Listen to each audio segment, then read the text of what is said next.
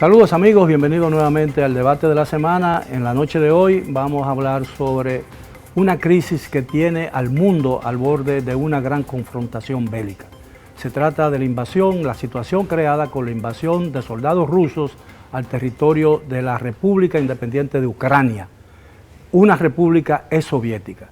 Y vamos a hablar de las consecuencias que esa guerra podría tener no solamente a nivel mundial, en la economía mundial, también sino los efectos que tiene ya y que se sienten en el territorio de la República Dominicana. Y cuán grave podrían ser en un futuro inmediato si esta guerra se prolonga más allá de lo que el buen sentido recomendaría.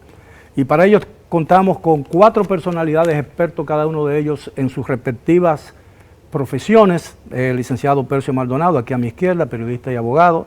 El licenciado Juan Isidro Guzmán Taveras, abogado y analista político. El licenciado Yanel Ferreras, experto en marketing político. Y el doctor Pascal Peña Pérez, abogado y analista internacional. Buenas noches, caballeros, gracias por aceptar nuestra invitación. Bueno, ¿qué piensan ustedes de la guerra? ¿Esta guerra podría tener consecuencias catastróficas para la República Dominicana o solamente vamos a hacer recibir los aletazos de ella? Bueno, yo pienso, si me permite, distinguidos invitados, yo pienso que sí, la interconexión del mundo provocará que cualquier conflicto bélico, no importa la región donde se origina, las economías están interconectadas y específicamente los mercados, sobre todo energéticos. Rusia, que está involucrado dentro del proceso, es uno de los mayores productores de petróleo, de gas natural y de carbón. En tal sentido, cuando los productos van a escasear y los mercados van a trasladar esa economía, el efecto del alza de los precios de los combustibles va a afectar a todos los países del mundo, sobre todo cuando los países no son productores de petróleo como es el nuestro. Pero también de los commodities, o sea, tanto Rusia como Ucrania es de los grandes productores de cereales, o sea, estamos hablando de sorgo, maíz, trigo, que son un componente importante de la canasta mundial.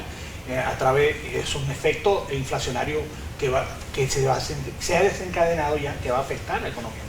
¿Y qué le está afectando? Y por último, que a veces no se menciona, ellos son productores de un mineral que es el que se utiliza para los celulares, para la tecnología, computadoras, etcétera, de lo cual nosotros vamos a poder notar que en el corto plazo va a haber escasez de vehículos, escasez de celulares, escasez de computadoras tal vez, justamente por esa situación. Bueno, eso en el caso hipotético de que la guerra se prolongue más allá digo yo, de lo que se piensa que puede prolongarse, ¿no? Porque la derivación de esta guerra puede tener consecuencias mayores que las que ha tenido hasta ahora, porque Rusia es la primera potencia mundial atómica, porque tiene más ojivas nucleares que incluso que los Estados Unidos. Ahora, aquí tal vez uno no puede proyectar los efectos de esta guerra sin dejar de unirlos con los efectos que ya encuentra la guerra por el tema pandémico, es decir, porque yo creo que encuentra una dinámica internacional alterada en muchos sentidos, sobre todo en la dinámica comercial,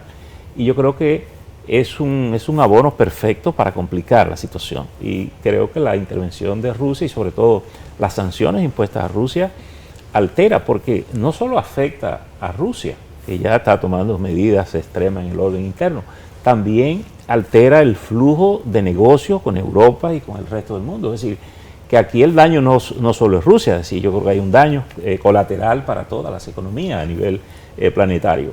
Y yo diría que hoy ocurre, o siempre ha ocurrido, algo más importante afuera para nosotros que todo lo que podemos decidir aquí adentro en términos económicos. Y tiene que ver con la alza del petróleo, la alza o baja de los productos, cuando dependíamos del azúcar. Tú que conoces muy bien ese mercado del azúcar, bueno, si subía el azúcar, bendiciones, pero si bajaba el azúcar también nos dañaba y nadie nos preguntaba si estábamos de acuerdo o no, simplemente teníamos que manejar las consecuencias.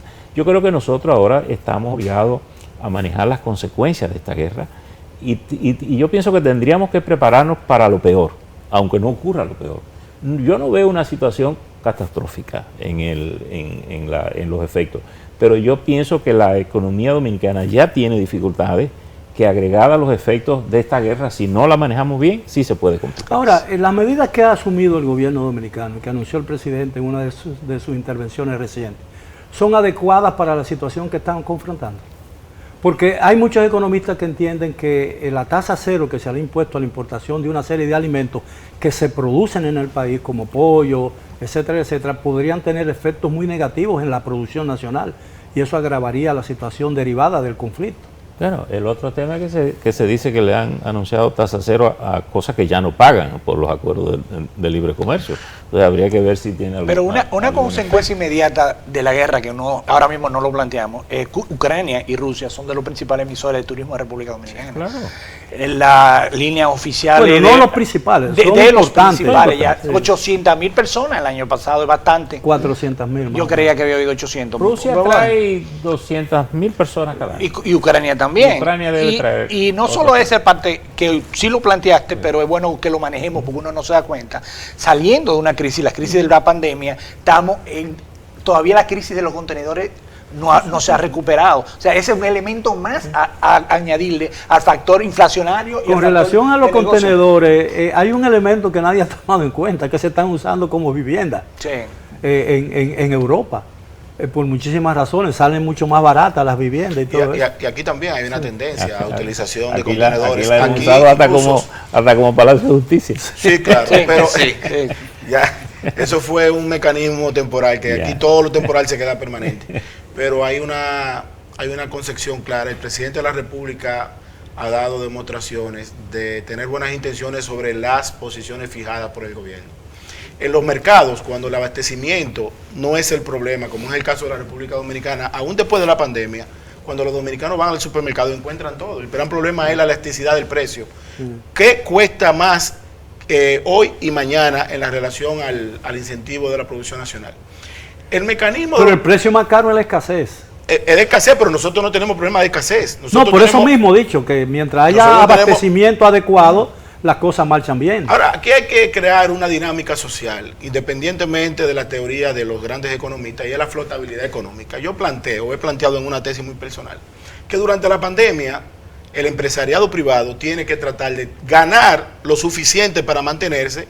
Por aquí tenemos, delante de los ojos de todo el mundo, negocios que han triplicado su capital en medio de la pandemia.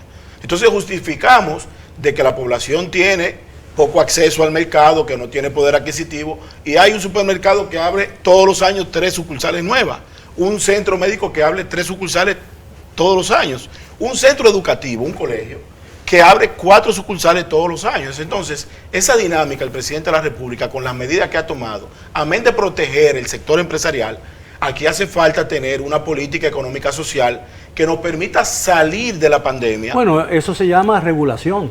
Pero la regulación debe ser con conciencia colectiva. Ahora, pero, lo que falta es precisamente la regulación. Pero hay un tema aquí que nosotros tendríamos que ver como país. Por ejemplo, tú preguntabas ahora, ¿son adecuadas las medidas que el gobierno está adoptando? Yo te diría, bueno, pero es adecuado nosotros pensar que como economía le podemos vender gasolina barata a los consumidores cuando la gasolina está cara. El gobierno, por ejemplo, en 45 días pagó 6.200 millones de pesos en subsidio entre energía y combustible. No hay presupuesto que resulte esto. Él se comprometió. Y yo diría lo siguiente, no es posible nosotros pretender seguir viviendo igual en una situación de crisis sin que reaccionemos a un cierto nivel de racionalidad, de ahorro. Es decir, los ciudadanos tienen que ser convocados a ser parte de lo suyo, y yo creo que esa es una tarea del gobierno también. Correcto, entonces un buen ejemplo de conducta adecuada. Y ese ejemplo debe comenzar por la vida pública, es decir, desde el Estado debe convocarse, convidarse a la gente y además mostrar con el ejemplo de que la gente tiene que ahorrar también. Pero son políticas de educación al consumo. Claro. Y aquí tenemos una sociedad con muy mala costumbre al consumo. Aquí la gente, cuando se escasea un producto, es cuando más la gente quiere comprarlo. Entonces, esa dinámica que plantea el señor presidente de la República referente al tema, por ejemplo, de la modificación de la ley de hidrocarburos, la clase política nacional tiene que acompañar al presidente en sus buenas intenciones para ver qué podemos hacer para, en medio de una crisis, como usted dice, poder tener un combustible donde la población, por ejemplo, en Nueva York, se está quejando que está pagando casi $5.50 un galón. Un país que tiene la principal reserva del petróleo del mundo. y nosotros no tenemos ni petróleo ni refinería de calidad. Sin embargo, estamos pagando una gasolina comparativamente con el mercado mundial a un precio todavía muy accesible. Sí, pero el precio, la justicia en el precio tiene que ver en una relación entre ingreso y el precio existente, ¿no? Es decir, los americanos están pagando $5 el galón, pero su condición económica se lo permite. En el caso de la República Dominicana es diferente. Digamos que en Estados Unidos ese precio quizás no toca lo esencial, y en el caso de un mercado como el de nosotros sí. Sin embargo, el Estado dominicano no tiene capacidad de afrontar esta crisis sobre la base del subsidio, porque al final, ¿quién paga el subsidio? Lo pagan, sí, claro, los consumidores. Por ejemplo, la ley de hidrocarburos que el presidente ha enviado al Congreso, quizá estamos haciendo unas expectativas superiores en eso. El gobierno no tiene capacidad de modificar esa ley para bajar los precios significativamente, porque parte de los ingresos del presupuesto surgen de esa ley. Bueno, pero y sin una reforma fiscal no puede sustituir esos ingresos. Pero razonablemente hablando, el gobierno tiene razón. Pero el problema fue que, en parte, el hoy gobierno ayudó a la población a creer que con el precio del combustible se le estaba robando a la nación dominicana. Entonces es muy difícil sacar eso de la mente, de la psique de la gente. Hay que apuntalar para la formulita. Sí, exacto. Hay que apuntalar para hacer justicia y tirarle el manto de la toalla blanca al ministro actual, Hito Bisonó, de que la formulita fue planteada en un escenario totalmente distinto. Y tenemos que ser sinceros. Cuando se planteó la fórmula de Hito Bisonó, no existía una tensión Rusia-Ucrania, no existía una pandemia COVID-19. Entonces, eran otros momentos, otros mercados. Yo estoy de acuerdo, y lo he planteado públicamente, que independientemente de la razón actual, que tenemos una crisis mundial por el tema de la guerra, aquí había que revisar esa ley. Licenciado, pero el problema es que la guerra tiene apenas 2 semanas y medio. La formulita pudo haber entrado el 16 de agosto del año 2020. Yo te diría, Miguel... Una transición en pandemia. Pero yo diría, bueno, está bien, pero la formulita fue lanzada en pandemia. Pero yo diría también que esos son costos que se pagan políticamente como resultado de las campañas. Sí. Porque hay campañas que dan éxito para tú conseguir un estudio, pero sabe que tiene que pagar un costo por ella. Y yo creo que de alguna manera el gobierno ha estado pagando. Y yo creo que deben crear una narrativa, o sea, que debe dársele a conocer que se maneje la información de que la situación mundial va a afectar para evitar una tensión social. Pero la gente de a pie quiere entender, porque a veces uno maneja los términos en estos niveles. La fórmula de hidrocarburos, los conceptos, la fórmula, y los que crearon la ley son expertos en explicarla. La gente de a pie quiere saber cuánto gana el gobierno por cada galón, cuánto gana el dueño de la bomba por cada galón, cuánto gana el que la transporta por cada galón y cuánto gana el importador por cada galón. Entonces, a partir de esa realidad... ¿Y cuánto gana el que tiene la asignación? ¿Cuánto gana el exportador? Bueno, pero también hay otro costo. ¿Cuánto pierde el consumidor? Claro. Sí, don Miguel. Eso hay que agregarlo, ¿no? La gente quiere saber al final. El gobierno se gana 30 pesos por galón. El gobierno va a hacer un sacrificio y a partir de esta ley se va a ganar 20.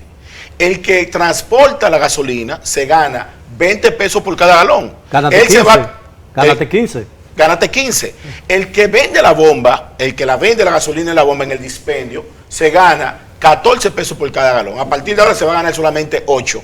Y a partir de esa sincerización del segmento de los costos, uno tiene que plantear una realidad. Claro, pero porque el consumidor siempre pierde. Porque yo siento que al final, aquí todo el mundo quiere seguir ganando lo mismo y vender entonces una explicación pública. Pero fíjate una cosa, tú acabas de hacer una formulita.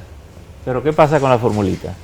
Que si el gobierno... Pero hoy no es viernes, ¿de acuerdo? No, pero espérate, que si el gobierno gana 40 y vas a ganar 20, eso quiere decir que eso hay que desmontárselo al presupuesto.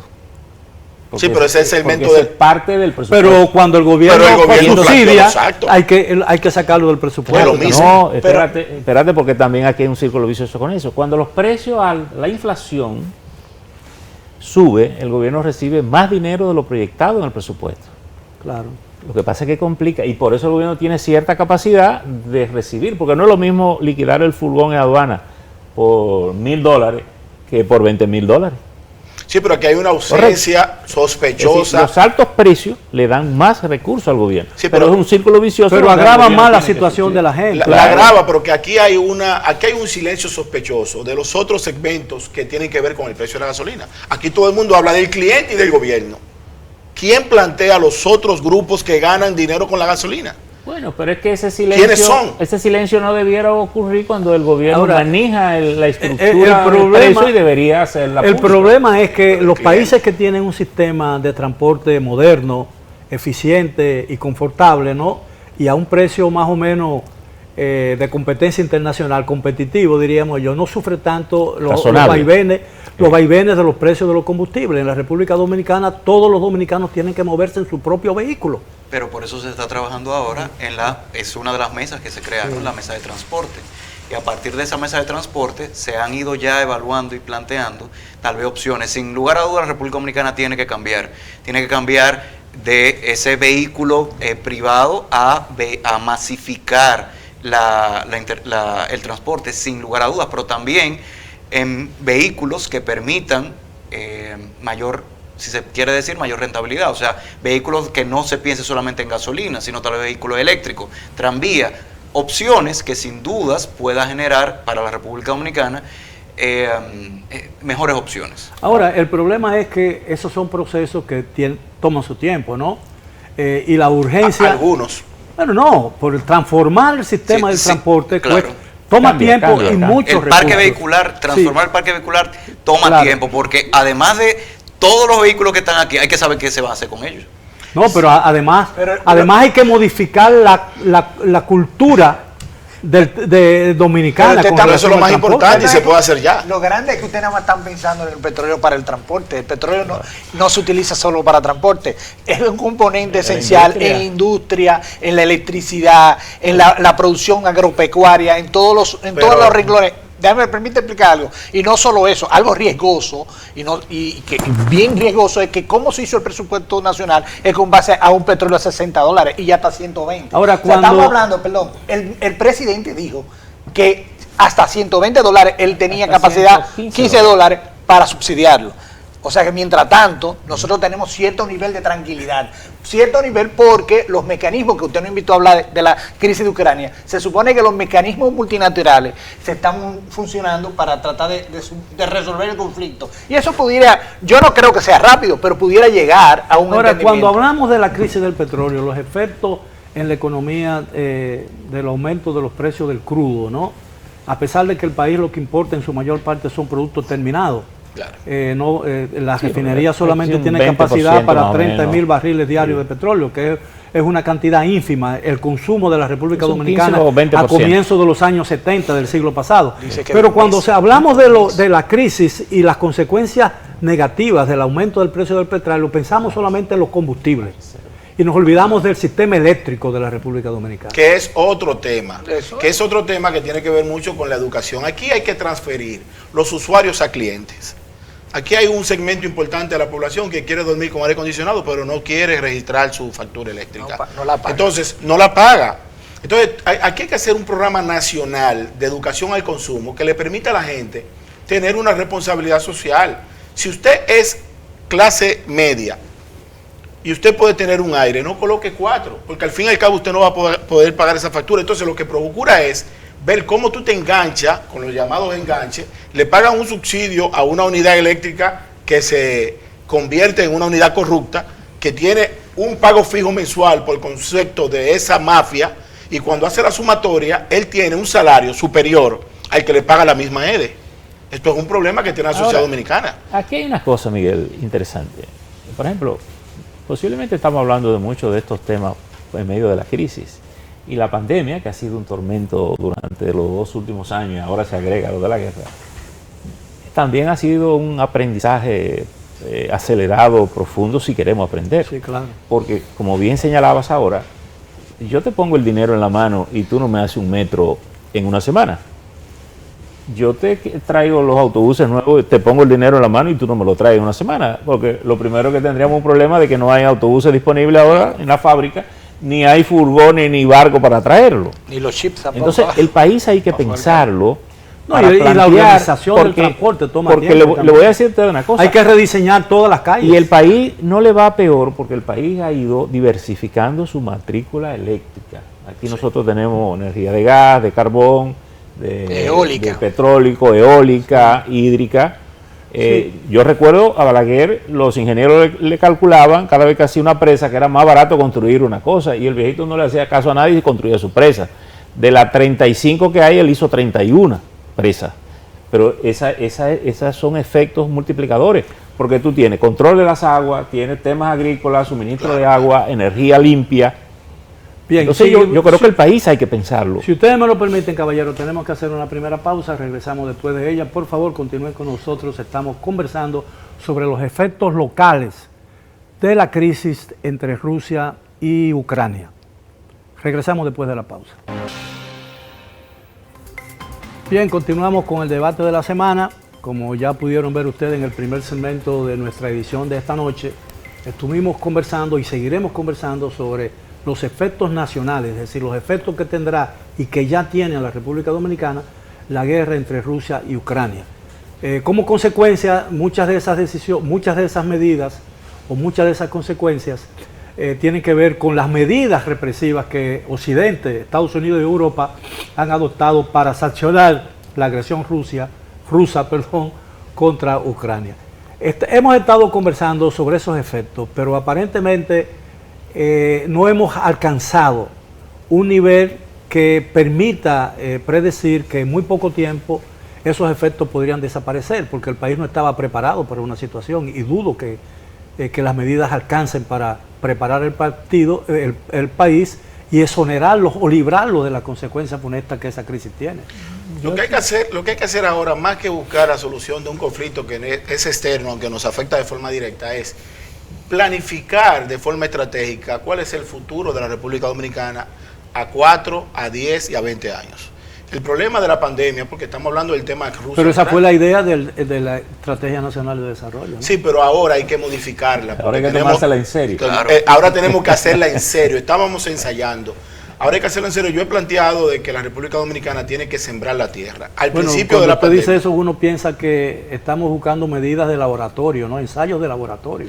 Yeah. No, son ensayos reales, porque recuerde que el primer componente de una guerra, de un conflicto bélico, cuando el general llama guerra, es preguntar qué cantidad de abastecimiento tengo.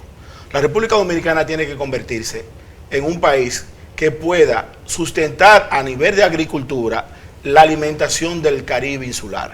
Nosotros tenemos un gran mercado que Venezuela dejó ahora con el tema de Estados Unidos y Venezuela, y nosotros tenemos la capacidad de incrementar la agricultura dominicana y que esa agricultura, primero, nos pueda regular la canasta familiar y segundo, tener un excedente que nos permita alivianar, porque al fin y al cabo, don Miguel, los efectos le van a llegar a todo el mundo igual.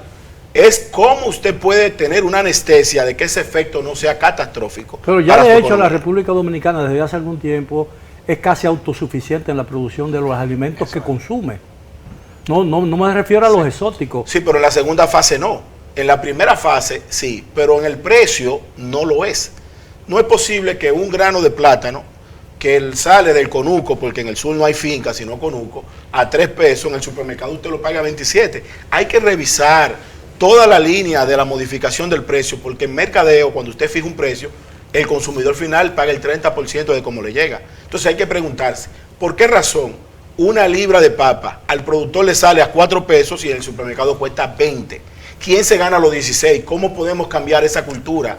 ¿Qué tiene que hacer el gobierno para estabilizar? Balaguer creó Pero el sistema de distribución en una economía de mercado como la República Dominicana es casi tan importante como el sistema de producción. Realmente claro, lo que es pero no puede ser libre. Intermediación, demasiado. No puede ser libre, porque si es muy libre, entonces tenemos un efecto colateral. Primero, en la línea de producción, el campesino se gana el 10%, el intermediario el 60% y el vendedor final el 30%.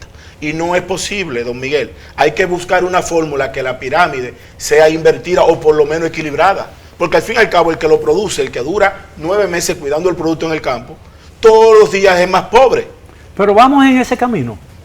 Estamos en ese camino, históricamente, no hemos cambiado. El presidente, dentro de su ejercicio gubernamental, ha tenido la buena fe de, dentro del proceso de equilibrio de exportación y arancel cero, es para equilibrar la canasta familiar. Ahora, los gobiernos, el éxito de un gobierno no se mide en función de la buena fe de quienes los dirigen, sino de los resultados que se consiguen, ¿no?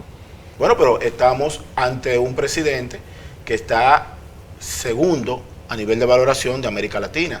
Y yo creo que el presidente de la República ha manejado la crisis de forma muy excelente. Las encuestas, yo siempre he creído que son fotografías de una realidad que dura tanto como un suspiro.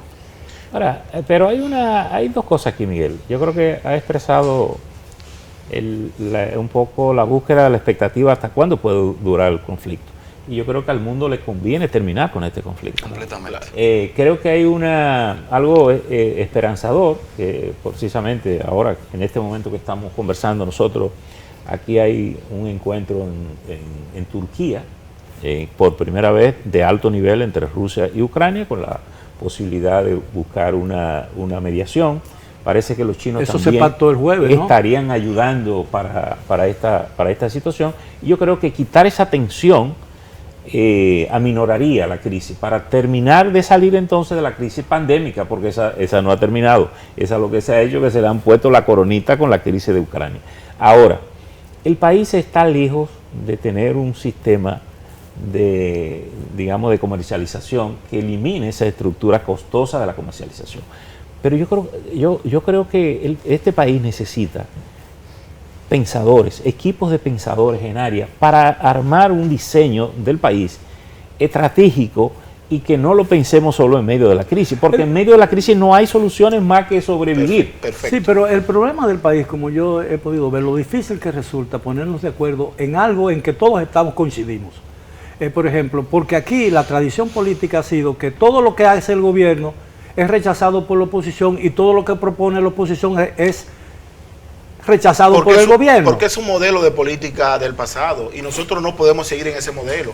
Yo siempre he planteado que las mejores acciones de tu opositor son mejores que las malas tuyas. Aquí tenemos que buscar un consenso de unidad nacional, porque si no, nos vamos a fuñir todos. La clase política nacional es responsable, igual que el empresariado y que los grupos populares. Y una cuota también muy reducida a la iglesia, de tener una sociedad profundamente dividida, con temas tan esenciales que si nos ponemos de acuerdo avanzamos. ¿A quién le conviene tener la canasta familiar inalcanzable para un segmento importante de la población? ¿Por qué vamos a fomentar la pobreza como un método de subsidio político? ¿Por qué no somos autoproductivos? Esas son de las preguntas que hay que hacerse. Y la clase política, para hacer un mea culpa como político también, hemos fracasado en la mesa del consenso a un plan a largo plazo. Aquí tenemos obras que la construye don Miguel en su gobierno y cuando yo llego entonces la obra no funciona porque no le doy mantenimiento, pero ha pasado en todos los gobiernos, en todos O los le cambio el tiempos. nombre al programa. Bueno. Sí, sí. Claro, cuando el programa tiene dentro del Génesis una plataforma de búsqueda de corrupción, porque eso es otra cosa. La corrupción ha sido en la República Dominicana, gracias a Dios que le estamos combatiendo, un mal de fondo. Ahora, ¿qué falta por hacer? El gobierno ha tomado medidas, sin lugar a dudas. Y del primer momento el presidente se ha movido en esa dirección. Pero ¿qué falta por tomar? ¿Cuáles de las medidas que hasta ahora ha tomado el presidente de la República no parecen las necesarias? O son muy ambiciosas o no llenan las expectativas de la población. ¿Qué pudo haber hecho el gobierno en estas primeras 3 semanas que no haya tomado todavía? Miguel, ¿Qué falta por Yo por creo adoptar? que al gobierno le falta involucrar a la sociedad en racionalizar frente a esta crisis. La capacidad del gobierno es reducida para pensar que va a resolver con subsidio toda esta situación. Sí, yo creo que hay que involucrar a la gente, que la gente haga conciencia que estamos en una crisis, tiene que haber ahorro aquí en el país, un ahorro. Todos los que administramos una casa, administramos una empresa, manejamos una institución, en los tiempos difíciles, ¿qué es lo que tú haces? Te recoges. Y realmente hay comenzando por el propio gobierno. El gobierno tiene que recogerse, atender las cosas que son esenciales para mantener la estabilidad de la economía, la fluidez de la economía y sobre todo ir pensando esta economía a más largo plazo, irla estructurando a más largo plazo, que lo que está haciendo, y es bueno sistematizarlo, seguirlo. Por ejemplo, en materia del transporte, es lógico que tenemos que profundizar la colectivización del transporte. Ahora, la verdad es que en situaciones de crisis y de urgencia, lo que se requiere en el día de hoy es más importante de lo que vamos a necesitar mañana, ¿no? Claro. Porque el gobierno tiene que resolver el problema. De eso se trata la urgencia. Sí. Porque mucho de lo que vamos a hacer está el mañana gobierno, depende de lo está que el tú hagas gobierno hoy. actuando de esa manera frente a la crisis. Bueno, yo pienso que sí, el gobierno está tomando medidas. Además, recuerden que tenemos un presidente austero. Hay muchos que lo han tomado como un método de populismo, que el presidente no viaja en aviones privados, que no paga primera clase. El presidente está mandando un mensaje. Cuando usted plantea de que hay que mandarle mensaje desde arriba, cuando el presidente viajó en esta ocasión al exterior y paga un ticket en clase económica, un segmento importante del establishment social, y dice: eso es populismo. El presidente dijo: no es populismo, es simplemente que estoy mandando un mensaje de que tenemos que ser austeros todos. La comunicación entre la familia. Sin embargo, en la feria, el presidente viaja en económico, en la Feria Internacional de Turismo De en Fitur. Madrid, viajaron como 300 personas, todos en condiciones muy diferentes a las que el presidente viajó en económica. Entonces hay unas contradicciones ahí abismales. Los medios pagaron sus pasajes. No, bueno. Los medios cubrían, además recuerde, No apueste eso. Además recuerde, un segmento importante de esa feria era prácticamente la misma salvación de la República Dominicana para el año 2022-2023. Nosotros tenemos que, en medio de la pandemia... ¿Eso justificaba el derroche? No, el derroche no. Yo pienso que había que darle una explicación a los medios internacionales y a la prensa local, que también merece un buen trato dentro del Poder Ejecutivo para poder explicar. Mejor trato que el presidente se da a sí mismo. Viajando en económica. Incluso cuando yo lo invito a mi casa, yo procuro que usted se sienta mejor que yo. Pero el presidente no viajó en económica en esa oportunidad. Pero el presidente es una figura. No, a lo que yo quiero llegar a la conclusión es que a veces algunas exhibiciones de austeridad en el fondo no lo son, y mandan, en lugar de enviar un buen mensaje, un mensaje inteligente y un mensaje que pueda estimular a la gente, manda un mensaje equivocado. Yo te voy a decir Porque una la cosa. dignidad del poder es fundamental para preservar lo que el poder significa. Porque yo creo que me parece a mí ridículo que ahorremos. Si un presidente no puede viajar, si un país no puede costear un viaje con dignidad del que lo dirige, del presidente de la República, del primer magistrado de la nación, como se llama, entonces ese país no merece participar en eventos internacionales. No, pero recuerde que estamos combatiendo una cultura pública, no solamente es para el pueblo. El presidente le está mandando un mensaje, al primer que le está mandando un mensaje es a su cuerpo funcionario que lo acompaña. Sí. Porque la República Dominicana tiene un gran problema, don Miguel. Cuando usted no es nada, no es funcionario público o no es empresario privado, usted es una persona que se puede mover en cualquier escenario. Automáticamente le emiten un decreto o una empresa privada lo promueva como si yo, usted cambia la forma de hablar, sí, claro, cambia la forma de vestir, no se puede. Entonces eso es parte de la cultura. Ya no come salchichón. Ya no puede comer salchichón. Sí. Entonces eso es parte de la cultura del pueblo dominicano, que ha sido menos Duarte, sí, y más Santana. Mira, y mira qué interesante esto, porque esto nos conduce a la guerra también. Y nosotros que estamos en los medios sabemos que en la guerra y desde el poder siempre hay una conspiración contra la verdad, sí, constante, porque el poder trata de manipular la verdad, claro, y usar la verdad. Que es la primera víctima. Y no hay nada que conspire más contra el poder que el poder mismo. Y yo creo que la política a veces se hace un harakiri, claro, intentando manipular la verdad. Es decir, y yo creo que hay un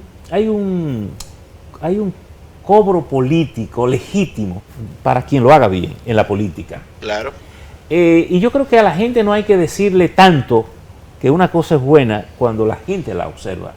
Y a veces la gente la asimila mejor cuando la siente que fluye de manera natural que cuando tú intentas manipularla o decirme que una cosa es esto cuando yo me doy cuenta que el cuerpo no funciona de esa manera. El sobremarketing. Por tanto, yo creo que estas son enseñanzas que la política tiene que tener también.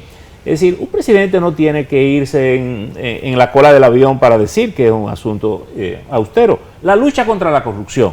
Yo digo, ¿y hasta dónde vamos a estar entretenidos correteando corruptos cada vez que un gobierno sale y no ponemos los controles para que el presupuesto sea adecuadamente manejado? Porque te voy a decir una cosa, a los suizos, a los americanos, a los italianos, les gusta el dinero como a nosotros. ¿Y cómo es que ellos no se lo cogen tan fácil y nosotros sí? A lo mejor detectamos que estamos todos calificados para ir a la NASA, ¿verdad? Que somos tan geniales que eso. Pero no nos empeñamos en poner los controles. Pero hay un tema de educación, don Correcto. Percio, entonces. Y de educación. régimen de Pero consecuencias. de educación y de consecuencias. Y de régimen de consecuencias. De régimen de Eso es- Sí, consecuencias. pero si hay algo... el tema Porque de... la educación no solo viene en el aula, Sí, No, pero por si hay... supuesto, escucha, por supuesto viene en casa también. claro, viene en casa Pero- y viene desde el poder. Pero si hay algo que este gobierno ha hecho bien, ha sido romper ese régimen de impunidad que históricamente nos ha afectado.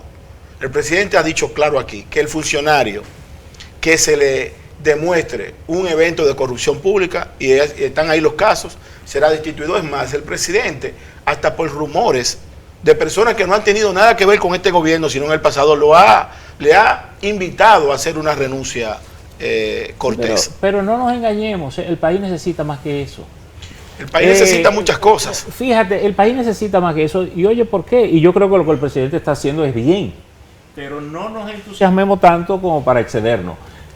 Balaguer llegó más lejos. Así es. Y sin Sí. embargo, Balaguer no dejó sentado. ¿no? Bueno, porque el propósito era esencialmente político. Tenemos que hacer necesariamente una última pausa. Regresamos con la parte final del tema de esta noche, la crisis de Rusia y Ucrania y los efectos que tiene ya y tendrá en el futuro para la República Dominicana. Continúen con nosotros en el debate de la semana. Todo pasa.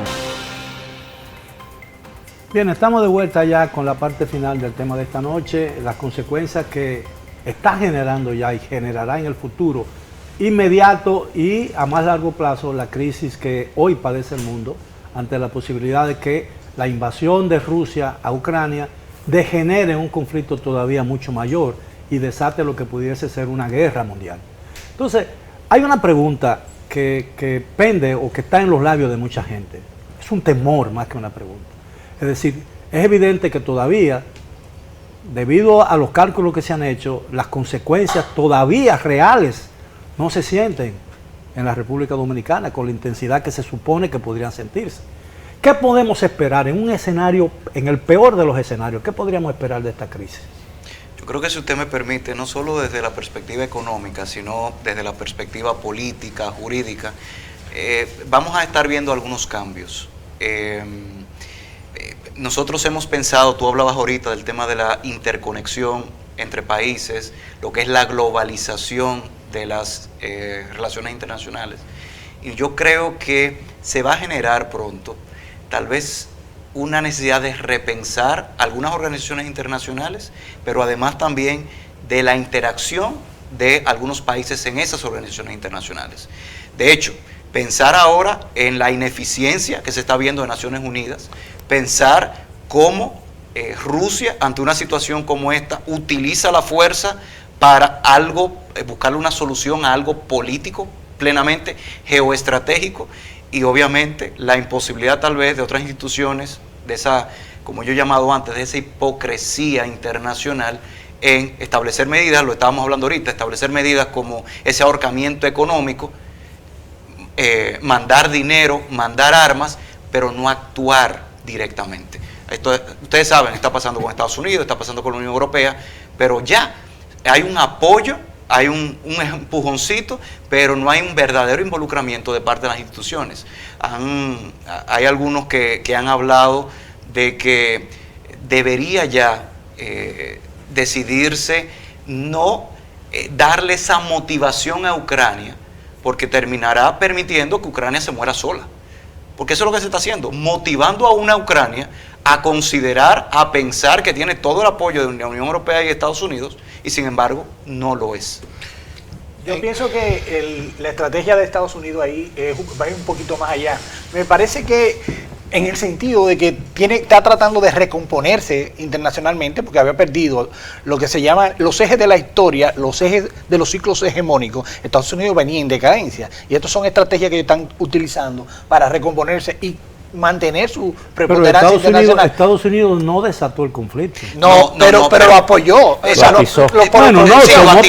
atizó, pero fíjense que lo que estamos viendo ahora, a mi parecer, el uso de esta actuación que está haciendo Putin es básicamente el mismo comportamiento que tenía el anterior presidente de Estados Unidos. No, pero esa respuesta a lo que dice don Miguel, yo no me atrevería a responderla. ¿Quién desató el conflicto? Yo estoy convencido que el conflicto no lo desataron ni Ucrania ni Rusia. Exacto. Porque en investigación de droga hay un principio que dice persigue el dinero. ¿A quién le ha beneficiado bien el Unidos, conflicto? es a Estados Y no Unidos. quiero, porque al fin y al cabo, cuando usted escucha al presidente de Ucrania, Volodymyr Zelensky, decir, me están dejando solo, se presupone que dentro del conversatorio que hicieron con él había un acuerdo establecido. Y alguien, en el lenguaje popular dominicano, históricamente, hay un dicho que dice, lo chubaron. A Rusia y a Ucrania alguien lo chubó, porque no hay un país en el mundo más parecido a Rusia que Ucrania y viceversa.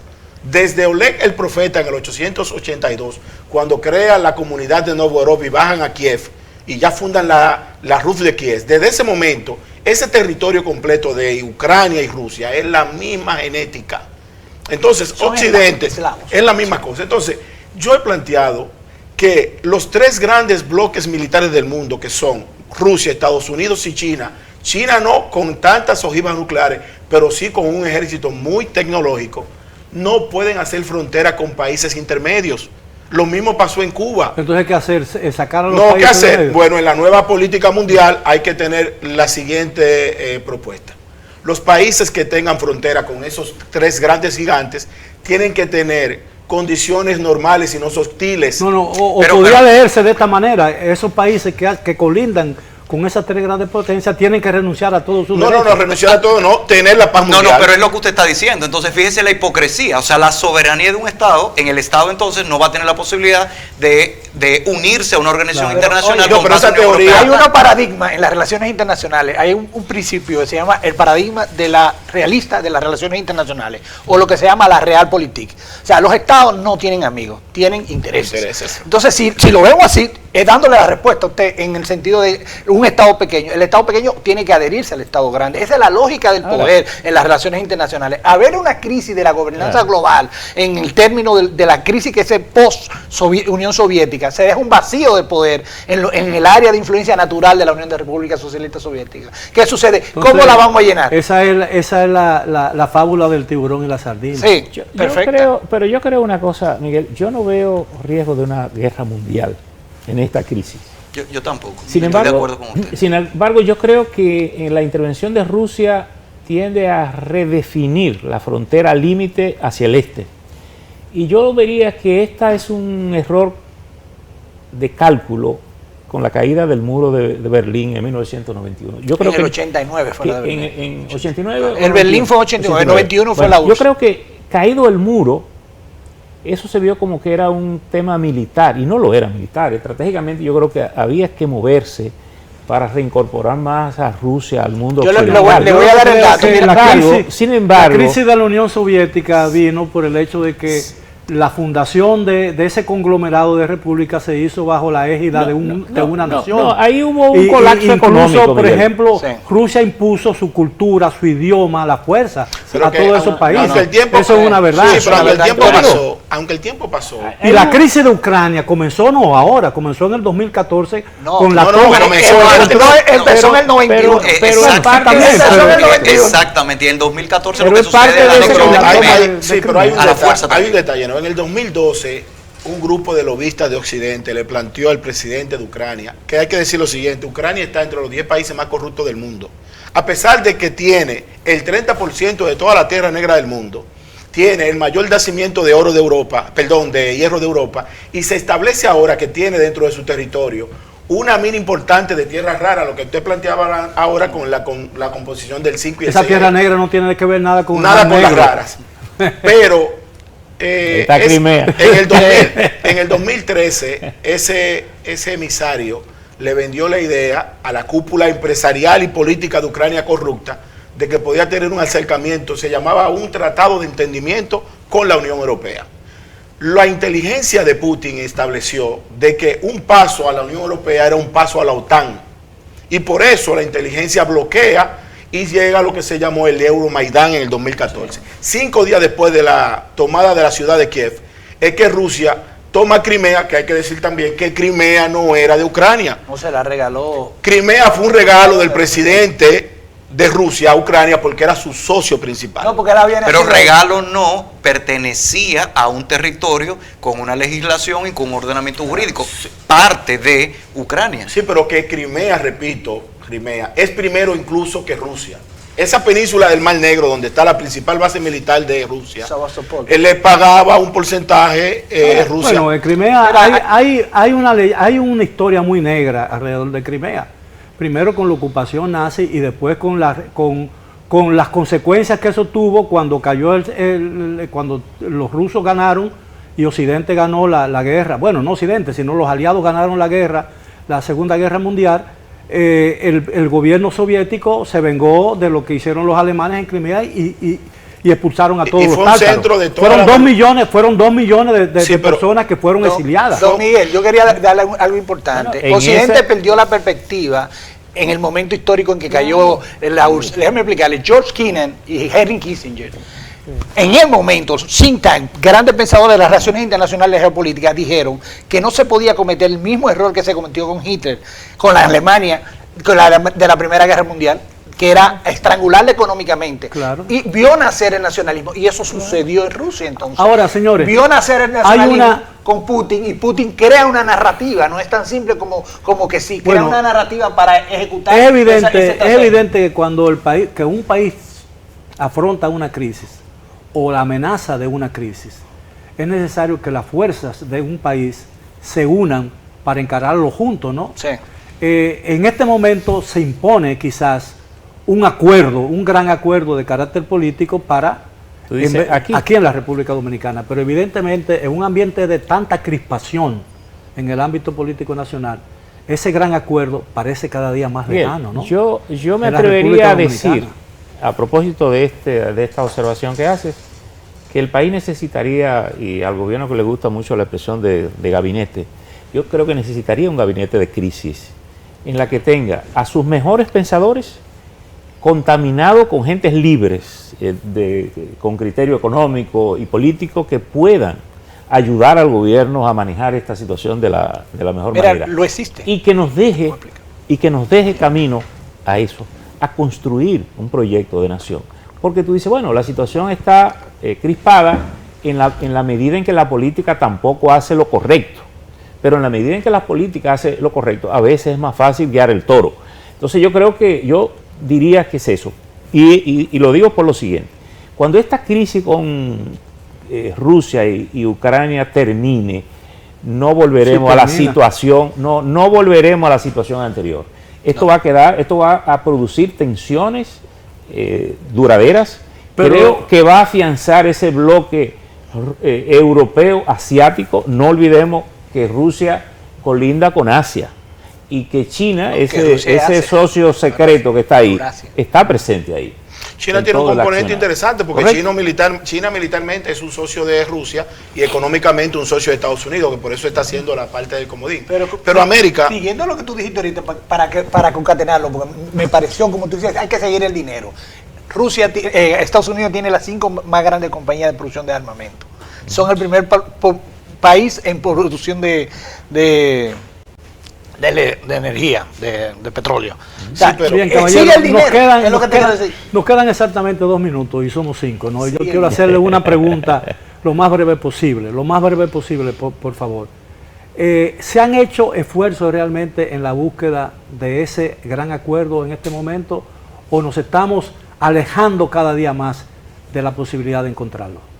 Muy brevemente. Yo pienso que se está haciendo un esfuerzo significativo y en el caso internacional macro, el acercamiento del presidente de Estados Unidos con el presidente de Venezuela es fundamental, es una buena noticia para América, eso podría salvarnos a todos. Doctor Paco. Yo pienso exactamente lo mismo, yo creo que ante una situación excepcional como la que nos encontramos, medidas como la de Estados Unidos, acercarse a Venezuela, es una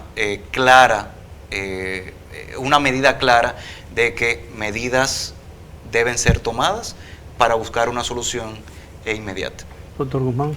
Sí, me parece, voy en la misma tesitura y yo creo que el país tiene un gabinete, unas estrategias para crisis específicas que se pueden desempolvar, como se dice, y crear porque hay una lógica, cuando hay crisis, normalmente se crea una cohesión de las diferentes partes, componentes de la sociedad para enfrentarla. Y si existe la crisis, si se magnifica, yo creo que más unificación se puede dar. Yo creo que tenemos un diálogo abierto en múltiples direcciones, pero yo que estoy participando en varias de esas mesas, le manifestaba al presidente, y se lo dije en la última reunión con el CES, es necesario que él encabece un acuerdo político con la cúpula del país para hacer avanzar el diálogo. Bueno, mientras se extienda la mano con el puño cerrado, es muy difícil que haya un apretón de mano. Caballeros, gracias por aceptar nuestra invitación. Ha sido un placer tenerlo aquí. A los amigos televidentes esperamos que hayan disfrutado del tema de esta noche y entiendan la peligrosidad de que esa crisis Rusia-Ucrania se siga extendiendo en perjuicio de la República Dominicana y otros países. Los esperamos el próximo sábado para otro programa similar. Hasta entonces.